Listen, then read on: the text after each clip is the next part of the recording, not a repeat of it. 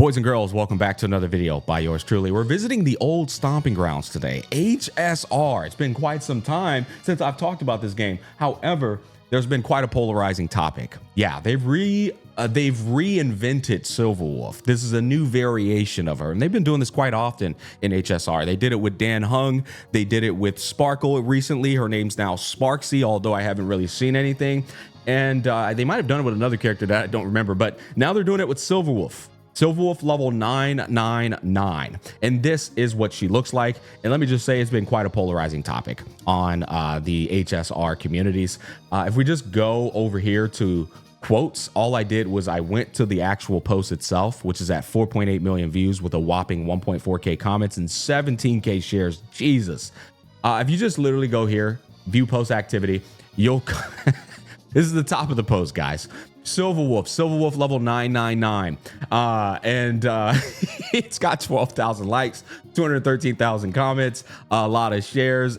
I mean, guys, it's a shit show on Twitter. I'll be honest. It always is, though. It always is a shit show on Twitter. Not that I put a lot of stock into Twitter comments and thoughts, but there are a lot of people talking about the Silverwolf drip marketing. This is the next one right here. They're back to releasing 4 stars.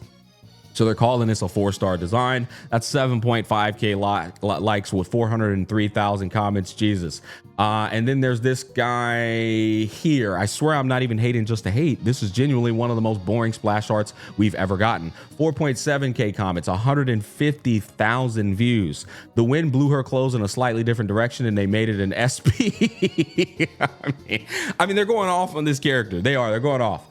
Now, here's what I want to say, and I want to be as fair as I possibly can here.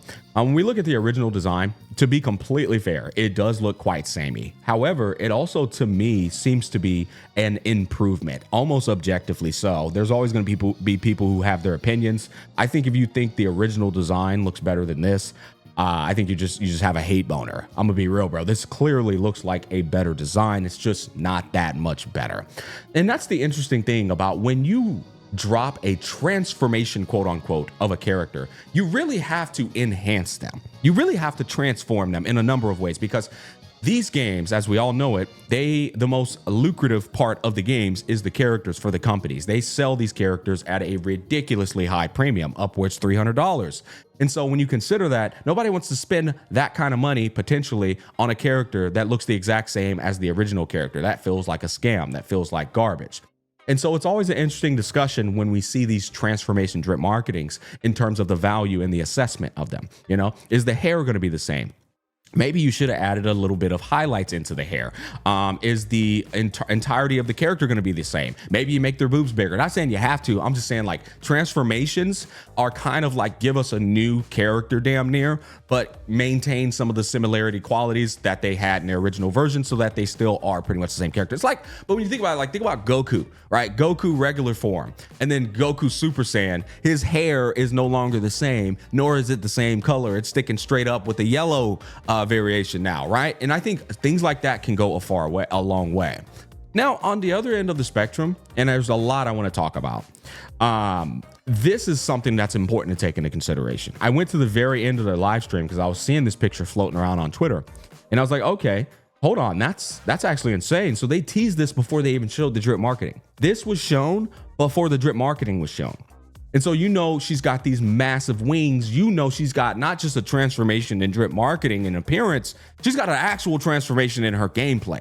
That's substantial. That's huge, because that means this drip marketing could work out in the favor of them. They're like lowballing a bit with the drip marketing. Then you get in the game and she's got all these cool little quirks and mechanics. Now, it's a turn-based game, so there's only so much they can do with that.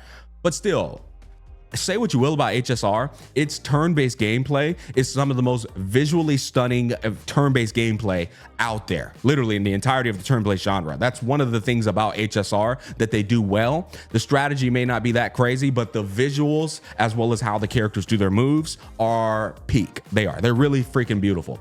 And so going back to this, I do think at the end of the day, they could have done a better job with the drip marketing. I'll give you an example. This has nothing to do with tribalism. I don't give a fuck about you guys. It's tribalism. Hoyo and Kuro bots can literally fight until the ends of time. It doesn't do anything to me.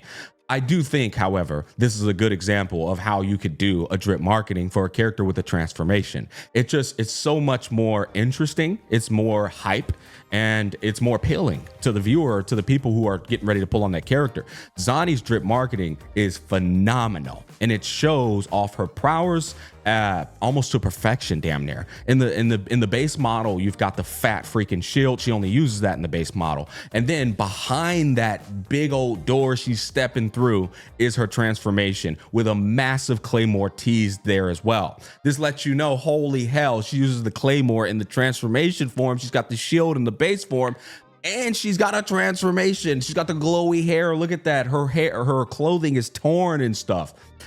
That's kind of what I feel like they could have done just a little bit with Silverwolf here, right? At least show off in some shape or form the teasing elements of what she's going to do in her transformation. That said, I also think we're incredibly spoiled in this space with drip marketing, because at the end of the day, you're not spending money on the drip marketing.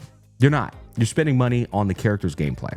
You're spending money on what the character can do inside of the game, not how they look outside of the game. And so while I do agree the drip marketing kind of is a tad bit of a travesty, literally, in a sense that it's not fully representing what she's capable of, it's really not that big of a deal. What really matters is what she does inside of the game. And if inside of the game she's, you know, doing some crazy shit akin to like flying around and stuff, then she might have a level 999 gameplay and a level 1 drip marketing. You know, that's a possibility there. That said, I do think this back here kind of supplements what they teased you in the live stream. It's like, okay, you don't see the wings, but instead you see something else that isn't wings. You see this fiery breathing dragon in the background. So that tells you not only can she fly, but she potentially has some other ability right here, right? You kind of like put them together and piece them together. She's got a Thanos Infinity Gauntlet. I think that's just really cool. I think it's very fitting for Silverwolf, by the way, because Silverwolf is the gamer girl with all of the gamer powers, the hacking powers. I feel like gaming in and of itself as a concept can do ultimately anything, because she hacks and she games. And so when you think about that concept, you could literally put anything inside of a video game. And so I do think this is a really cool aspect that needs a bit more praise in terms of the drip marketing. It's creative. It's also a nice little Easter egg, and it fits the concept aesthetically and logically as well. I also think her boots down here are cool too, and kind of like go hand in hand with this whole concept. The boots are literally different from the original design too. They look kind of cool. They look kind of like Tron / like futuristic. You got the flap over here with this looking like that retro to appeal to the gaming concept, and then it's got that Tron design to it as well. Kind of like I don't know what to call that. I feel like Shorekeeper kind of has the same thing.